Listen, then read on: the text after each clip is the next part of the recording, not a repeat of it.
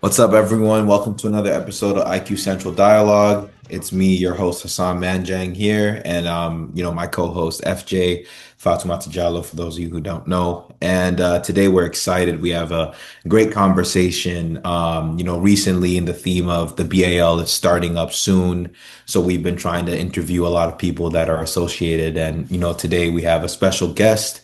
Um, Not only is he a coach and a member of Petro de Luanda in Angola, he also has some ties to the U.S., having gone to school at University of Evansville, I believe, and he has his bachelor's and master's. So we're excited for an intellectual conversation today. And with that, I'd like to leave some room for Sergio. Please come in, introduce yourself, and let's get started. Appreciate that, Hassan. Thanks for having me. First of all, foremost, yeah, like you say, grew up in the U.S. Went to school at the University of Evansville. Got my bachelor's and my master's degree there. Came back to Angola and started coaching. That was about 16 years ago. Mm, Uh, yeah, and I've been coaching on and off in Angola throughout that time. mm. I've been through different places. Been to Senegal, South Africa, mostly through the NBA, the NBA Academy, Seed Academy, Basketball Without Borders. Yeah, so I've been kind of all over. I've done a lot of things here at different levels. Uh, I was an assistant coach for our men's national team that competed in the 2019 World Championship in China. 3v3 basketball. I helped spearhead that here. I was a coach instructor at some point for the Angolan Basketball Federation. So I've worn a lot of hats in the here in Africa since I started coaching here. No, that's awesome. That's awesome. Especially, you never not that you never, you're starting to see more folks who are born in the US and go back home and notice the opportunity. So I'm happy to get into those type of conversations as well. Yeah, But I guess, just to kick things off, me and FJ have really been looking forward to this one. And I really want her to dive into it because, she was the bridge between us, right? So Right. FJ, whenever you're yeah, ready, I'd like you to dive into it. of course. We're gonna get into the basketball aspect later on, of course, but mainly right now, I want to focus more about your education. So, one of the things that you did study was public administration.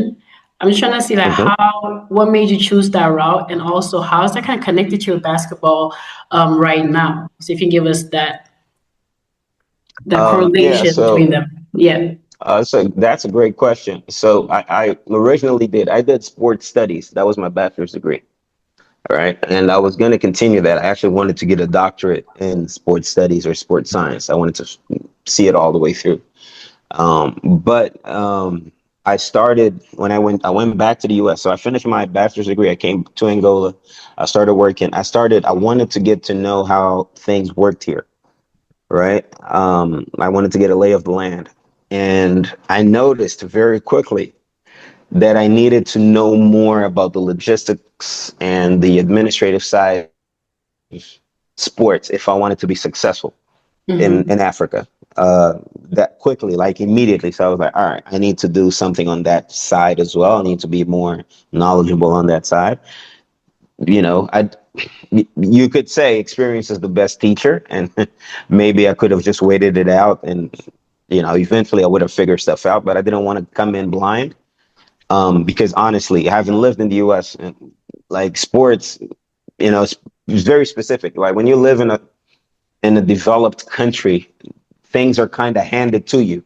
You just got Yep. to walk the path, right? It's there. You just got to walk the path. It's not the same here. So I wanted to be able to walk the path with a light. I didn't want to be walking in the dark. So that's why I decided to do PSA, Public Services Administration. Although I was also going to get a master's degree in sports science, but then I had a family tragedy, and that's actually what brought me back to Angola, and then ended up staying. But Oh, sorry to hear about that. um, appreciate you. But yeah, so that's what it was. It was I quickly saw, to answer your question more directly, I quickly saw that in Africa, or at least in Angola, sports isn't just how knowledgeable you are about the X's and O's, or even the Jimmys and Joes. Like you actually need to understand the politicking behind it, Mm, so that you can apply your knowledge to, the players that you have. And if you don't know that, things are going to be a lot more complicated for you. mm. So that's what led me to getting my master's in PSA, Public Services Administration. Awesome. I think, one of the things I like, it's your answers are very direct and thought out. And Appreciate it. it presses me to think education takes a really big precedent, even in the way that you speak. You talk about how you wanted to get sports sciences so you could do X and Y. It's not just let me go to school and get the paper. So I guess my Right. question to you is, when did or again, because you grew up in a developed country, usually if you grew up in Yes. Angola, you know that education, oh, I gotta go to school, I gotta go to school, I gotta give myself a chance to get Right. out of here. But because you kind of had the reverse experience and then went back home, but education is so paramount to the things that you're doing in Right. basketball, when did that shift happen? Because, for me, for example, it took me until my first year of university to realize, oh my gosh, your prior experiences will catch Right. up to you, you know? Right. And Right. then Right. I Right. had to, learn it that way. So I'm curious when that shift happened for you. Honestly, I didn't. I didn't. It's just I was raised by educators. My mom I was see. a teacher. My grandfather was a university professor. Okay. So education has always been pivotal and, central to my family. Like there was no other way around it. I couldn't go and practice and shoot around and play with my friends, play pickup if I didn't do my homework. So it was just embedded in me. I did Mm, ingrained since I was for as long as I could remember. I honestly just didn't have a choice. As I got older, I and also when I guess to better answer your question or to make it more worthwhile. As I got older, I realized, okay, I'm 5'9".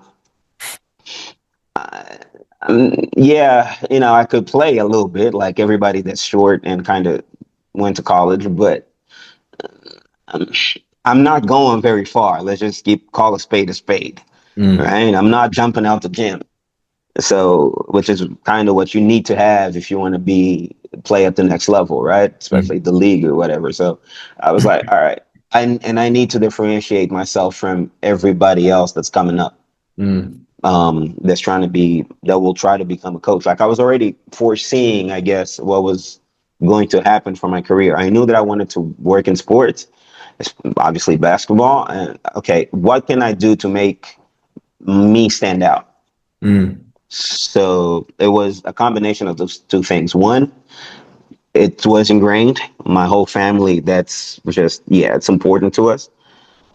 I grew up with that. It's two, I realized, okay, I need to have this by my side. I need to have that piece of paper and the knowledge that comes along with that piece of paper to be different from the other coaches that are coming up, right? So those two things. mm.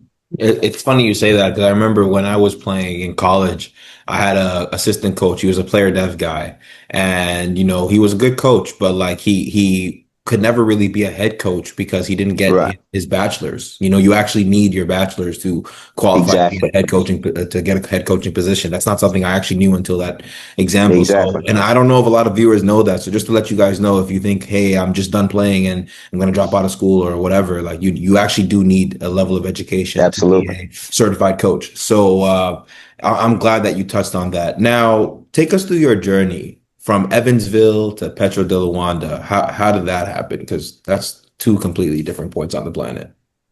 Yeah. So I'm done. I'm done. I graduated.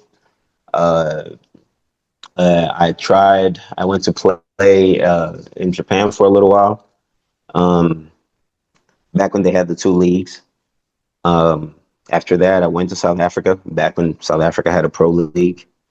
Uh, my career ended very early. I had a whole bunch of injuries with my knees and all that. So after that, I went back to the U.S. I was working at Fairleigh High School in Memphis, Tennessee. That's kind of like where my coaching career started.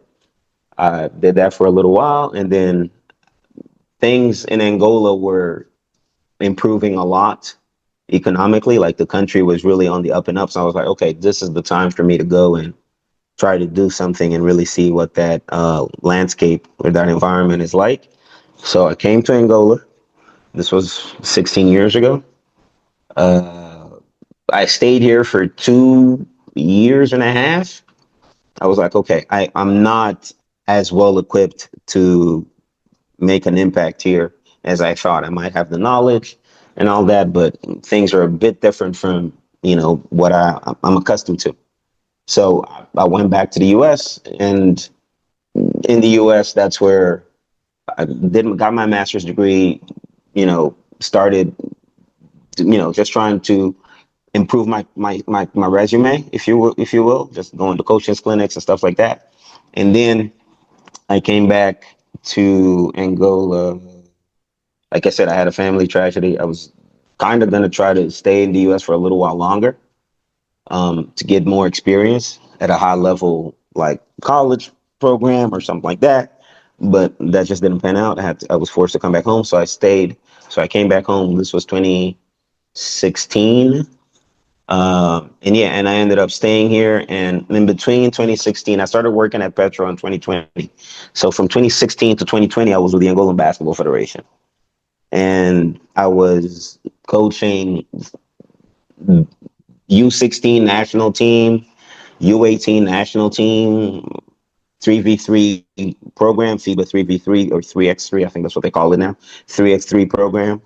I was spearheading that men's national team eventually, alongside Will Voigt. He was the head coach. And then, yeah, I left the federation. And then during COVID, Petro called me and they were like, hey, we got a position for you. Are you interested? The rest is history. I've been there since Nice. August 2020. Yeah, August 2020. Wow. That's nice. That's really cool. That's really cool. One thing that Yeah. I just wanted to mention, and we talked about this also, me and you, Sergio, before, talking about the federation, right? So you've been seeing like the behind the scenes work. That's Right. something I think is really, really interesting, because a lot of people, they just go maybe straight into the coaching and they don't really Mhm. understand all of the process, the issues, the struggles, all the good things as well from the behind the scenes. So can you just tell us a little bit more about like how the work was working within the federation, and also how was it also working as a coach at a bigger level, from 2020 at Petro de Luanda? Um, yeah, it's literally, it's a different, yeah. Each Is has its own it- set of advantages and disadvantages and problems so the federation, and I think it's the same for pretty much all federations in Africa.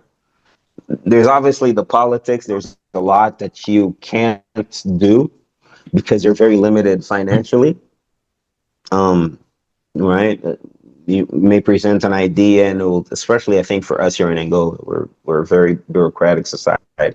They may present an idea, and it will take them months to do something with it. I remember, we've had, yeah, you may get an invite to go to an event, be it for a player or a coach, and it gets lost in the hierarchy because that person needs to communicate to this person. So there's those issues. Things take time um, to be disseminated from high on up to the lowest levels. So that's the issue, I guess. But at the same time, you are impacting, if you're a coach or a coach instructor like I was, you're impacting lives directly at a scale that you don't at the club level, right? Hmm. Because you're instructing coaches, you're literally educating the next generation of coaches, the next generation of players. Hmm. If you're coaching one of the national teams like I was at some point. Hmm. So you are like literally like you have your hand in The and those future. pies. Hmm. Right. So there's that. At the club level, you obviously have, especially a club like Petro, which is well respected, you obviously have more resources. You're able to do more, but obviously the scale is much smaller. You still have the issues which plague any club, I think, in sub-Saharan Africa, regardless of how well funded they are. But it's at the end of the day, we have the issues that we have. But you're obviously able to do a lot more. right? You're able to do a lot more. You have a lot more with little. The scale isn't as expansive, but yeah, the Mhm. scale, you can do more. You can go deeper, I guess, than Mhm. at the federation level. I don't know if that kind of made sense. No, no, for That's sure it did, and I think I like how you made the distinction of sub-Saharan Africa as well, because that reality is not necessarily true when you look at some of the Oh no, Moroccan teams and some of the Libyan teams, and absolutely not. you can tell by just the BAL championships, right? Like sub-Saharan Absolutely. African teams are not really competing at that level all the time. I'm not saying they Hmm. don't win, but usually it's a team from Libya or you know. No, absolutely. So yeah, and I like how you made that. Or Petro, actually, to be honest, it's Yeah, you guys. If it's not yeah. you guys, then it's usually the Northern African teams Yeah, that win the BAL. just a quick aside on what you just said. There's a reason why I said it because I've been to Morocco. I've worked in Morocco. I've been around there. I've been to Tunisia. I've seen the way they move. I've been to Algeria. I've seen the way they move, how serious they Mm, take, or at least how organized they try to be when it yeah, comes to sports. It's not the same. yeah, I Honestly, agree. the only reason why they're not more successful at the end of the day, they don't have the raw physical talent that sub-Saharan Africa has. Exactly. Exactly. And That's that's like the caveat. That's the only reason it's able to be, any type of competitive. But I'm really glad that you pointed yeah, out that distinction because not enough folks actually talk about that. And it is something to be said because even if you look at the best players in the world, like Giannis Antetokounmpo, he's from Nigeria. I get it, Greece and all yeah, that. he's Nigerian, He's from Nigeria. Joel Embiid, he's right? from Cameroon. Pascal Cameroon, Siakam, like different guys. Like, but anyways. I want right, to right. ask you, since now we're here in this national team pathway type of discussion, obviously I don't want you to get into anything that, is going to make it awkward for you, but how does national team selection actually work? And, is it different country to country? What is some insight that a player watching this could take from understanding the national team selection? I can only speak about the reality of Angola. I don't know how it is in other countries. Okay.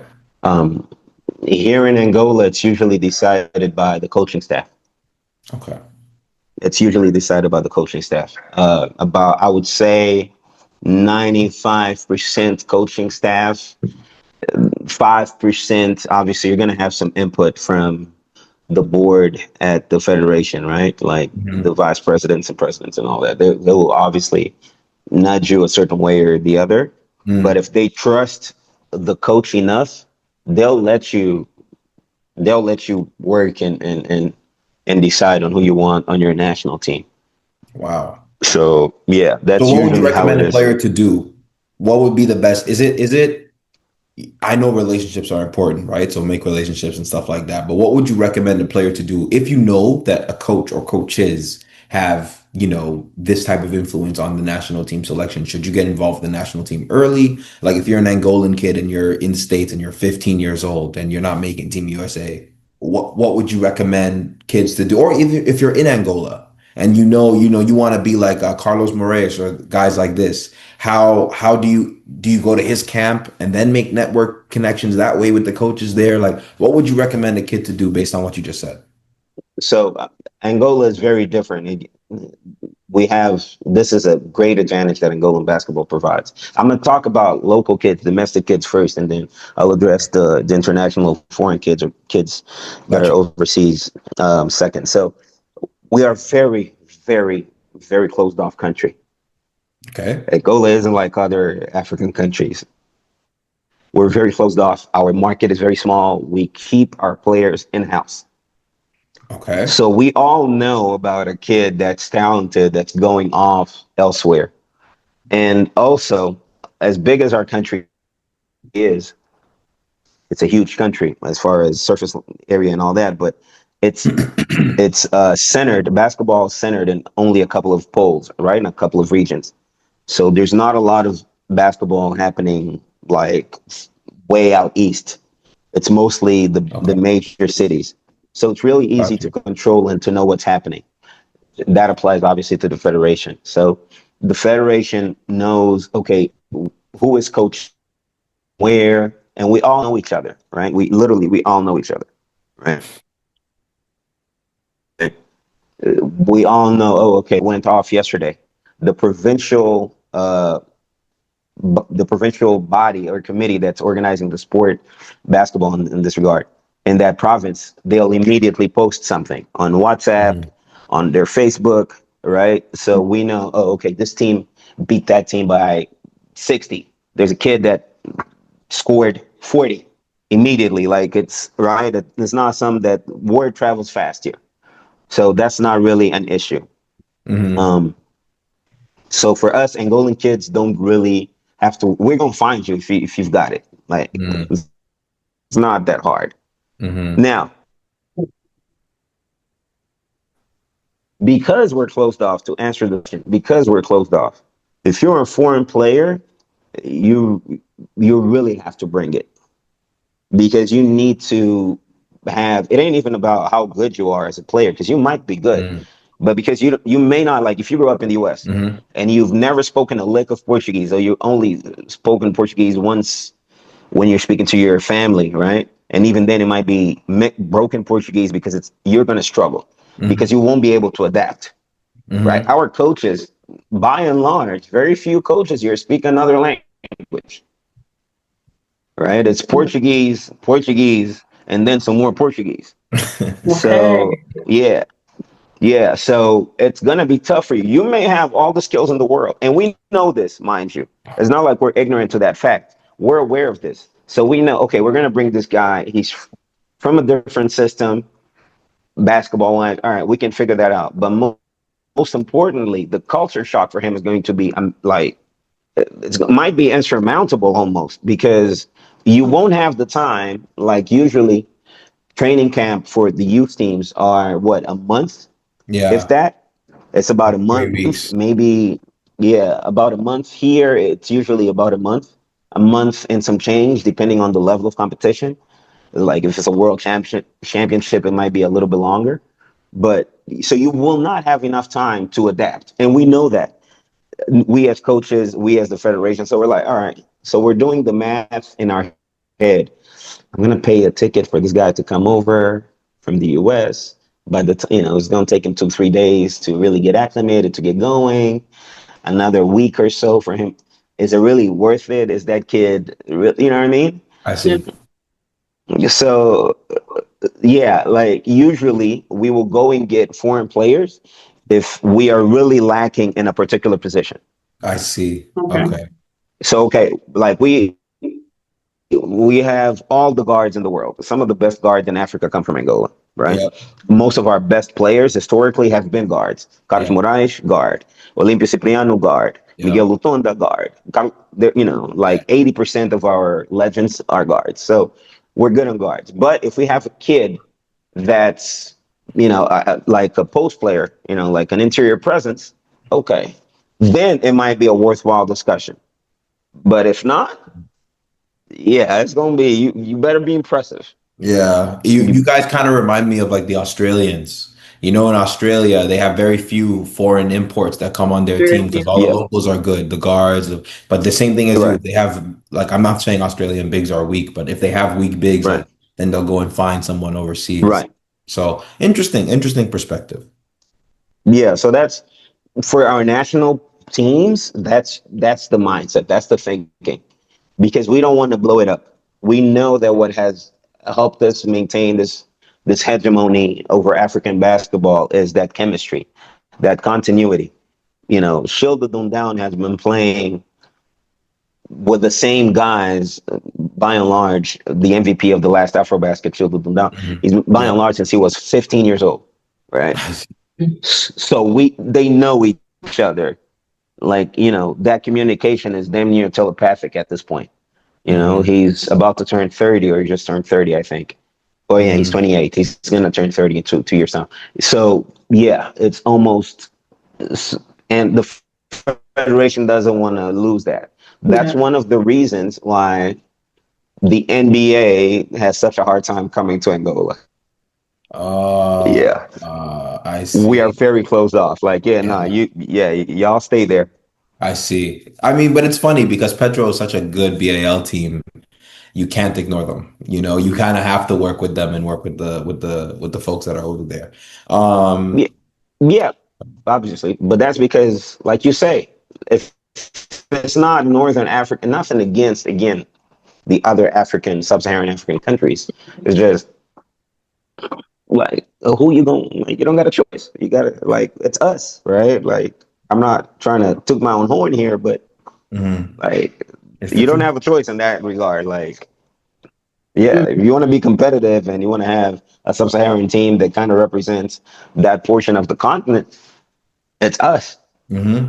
Yeah. Hmm. So All right. So you mentioned also that you have been working with a lot of Angolan players. Obviously, as we know, you see there's been a lot of guards, a lot of the top players come from Angola that are playing right now overseas, especially not only overseas, but let's talk about more so BAL because that's what's current right now.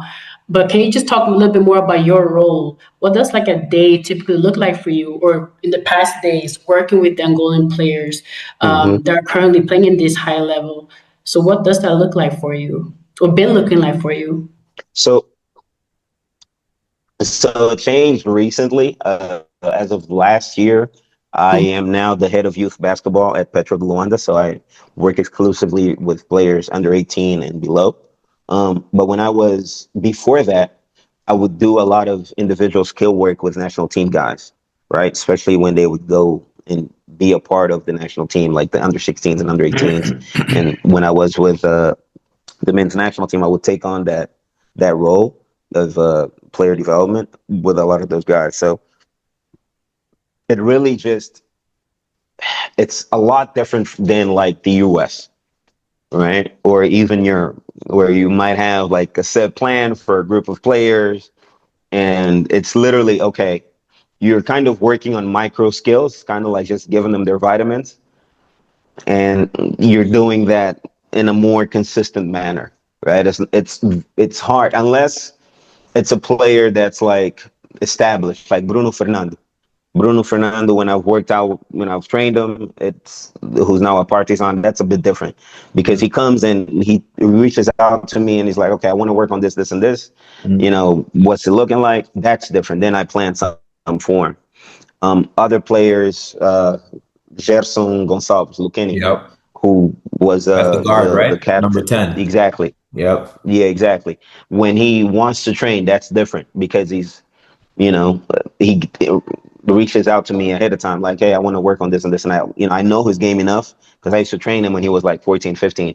So I know Mhm. I've kind of, followed his games and I can, all right. But if it's not those guys, it's literally just touch and go. Like, okay, all right. So I see a guy who I may not know very well, right? Um, because game film at the time, now it's becoming more common, more prevalent at the men's level. It's almost non-existent at the youth level, unless you literally, as a coach, bring and film your own games, right? Yeah. So that was a thing still like 5, 6, 7 years ago. It wasn't really that prevalent. So you didn't know players very well. You might have played against them once or twice, or you might have scouted them while you were trying to see if they could come on your team a couple of times. You could have seen a couple of their games, but you didn't really know them. So it was very touch and go. But you saw Mhm. things during practices with the national team that you were like, okay, this kid needs to work on that. And you go back to the head coach and you tell him, hey, I'm going to be working on this with the guy. Mhm. Angolan coaches was like that because they didn't really see, I guess, not that they didn't understand the advantages or the benefits of player development. Of course they did, or extra training. Of course they did, but Mhm. it wasn't like the U.S. where head coaches, for them, this is right. Like, yeah, there's no question about it. This needs to get done, right? Yeah. And the head coach will sometimes even tell you, "I, hey, we need to work on this. This guy needs to work on that." Yeah, it wasn't like that. So it was Mhm. usually me kind of suggesting things and letting them know, hey, this is what we need to work on with this guy, or I'm going to work on this. And they're like, all right, sure. Mm. Um, so that's what it looked like before. It was very haphazard. But now, as the head of youth basketball, oversee head of youth basketball at Petro. I oversee all of the teams, their practices, I make sure that we follow the same offensive philosophy. Hmm. Uh, Defensively, we give coaches a bit more leeway, and I Mm-hmm. just try to help. And I'm also the coach now of our under 16 team at Petro. So um, I just make sure that we all follow, like we're all on the same wavelength, Mm-hmm. coaching wise. Hmm. That makes So sense. yeah, I'm trying not to make it too long. No, No, no, no, no, you're no not. You're worries. not. We appreciate the insight that you've given us there. So yeah, I mean, I guess, FJ Yeah. had, go ahead. Yeah, I would just jump in right here. One thing I think a lot of people probably need a little bit of clarity with being a coach versus a player development trainer, right? Because a lot of people do believe if you're a coach, you can just, which you can because you have all the skills for it. But can you Hmm. just give us a little bit of what you think about what is the difference between being a coach and a player development trainer? Because it's connected, obviously, but what is distinguishing those two Right. different roles? Yeah. Uh, Make a long story short or a long answer short. Hmm. One, you're thinking about the collective and tactically. The other one, you're thinking about the individual and his contribution to the team, right? So obviously, the former is a coach of a team. You got to think about the whole team, and you got to think about strategically and tactically what is the best for the team and how can each player help in those situations. The latter being the player development trainer or skills trainer or whatever they're being called now. I know there's a whole bunch of terms for them. Um, that's you got to think about the player. So you're coaching an individual, right? Mhm. You're Yeah. just worried about his development, his growth, and that depends obviously. Then we're going to get into another thing because it depends on how old his is he, right? And what stage of his career or development do you find him in? Are you training him at the national team level and you're preparing him for that? Or are you training him for his club career, his club season? Are you Hmm. preparing him for that? And then that there's another level to it. How old is he, right? Mhm. Because you're not going to train a 22-year-old the same way you do a 14, 15-year-old. So, Mhm. but that's literally the biggest difference or differences is yeah, just the focus on the team as a whole. Each player, you can't go in depth into what each player will bring. Otherwise, you're gonna get lost in the sauce. Especially here in Mhm. Africa, we just don't have the Oh yeah. resources. We Yes. do not So have the resources. two questions there, two-part question here. One, is one harder than the other? Depends on how you want me to answer that. Give me the perspective you have right now, whatever it is. Um, so yes, one is harder than the other. I think being a coach is harder than being a skills trainer Okay. because you're gonna have to deal with politics. Mm, Like that's you don't have a choice. mm. And a You skills trainer, you don't deal with politics? not as much. I see. If Okay. if not as much, not to the same extent. Maybe logistically, maybe they'll be like, all right, you can't train this player here. Like, let's say you're an outside coach, or you're not a coach from a particular club, and they'd be like, oh, for external coaches cannot work at our facility. That may be the extent of it, right? Or they may tell you, oh, you can't train our players from such and such time. There may be that pushback. Got you. I Okay. got you. But other than as far as the work itself, yeah, it's different. It's harder to be a coach Okay. because you might be at the mercy of somebody else. A Hmm. coach from a club may be like the technical director of another club may be like, oh, for example, out here we're only running dribble drive offense, for example. Yeah. And if you don't know how to coach it, you never had. That's it. Like you may struggle. Yeah, Um, yeah, especially because you can't adapt, and then if you teach players exactly, something different individually, and now it's going to mess up the exactly, synchronization. So exactly. interesting perspective. Quick note here. So we have 2 minutes left on this bridge. So I'm going to ask you one more question, and then FJ is going to set up a next bridge for us, and then we'll be able to Yes, jump there and continue. So awesome. quickly, second question, Okay. coaching and training. How does that change for you from going from an assistant on a coaching staff, right? Whatever seat you're at, to now leading Right. all of youth development? How does that change from an authority perspective? How does that change from a role daily perspective? That's a good one. I kind of was exposed to it a little bit at the Federation Okay. because I was a coach instructor and being in charge of 3x3, it wasn't that new, right? So I always wore that hat. Again, that's Mm-hmm. the thing about working in Africa. It's one of the gifts and curses of working here. Mm-hmm. Uh, you're forced to wear lots of hats. You can't just do one thing in sports. You can't just come out here and be like, "Oh, I'm going to be a skills trainer." Right? I know that entails a lot. I'm not saying that it's just, oh, on the court stuff, obviously there's off the court stuff as well.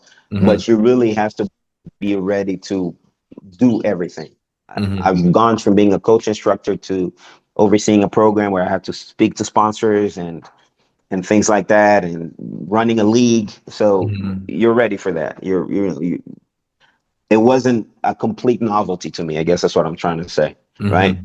And there was already a base that I found when I became head of youth basketball at Petro. It wasn't like I was taking over from absolute scratch. Like the former head of youth basketball, he shared what he had already done with me. So I kind of just, Picked it up carried and on ran with it. yeah.